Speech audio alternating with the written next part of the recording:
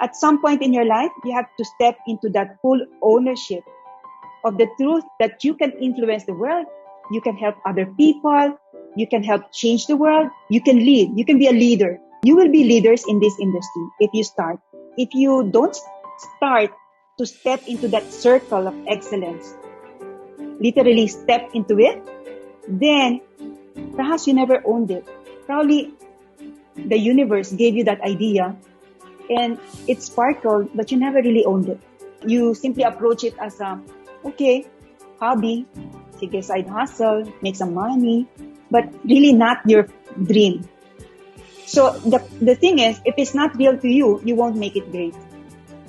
So you start with visualizing the why, writing it down, and really reminding yourself at the end of the day. That's why sometimes before you go to bed, you also look into your journal.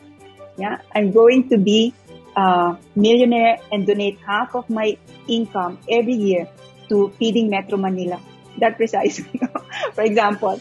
Okay, remember, the world has enough of half-hearted parents, half-engaged employees, half-interested business people. Don't add to that. So it's very important that you go through the clarity process so that whenever you engage into it, you're full-hearted into it. Doesn't have to be total 100% time, but you are passionate about it. Okay?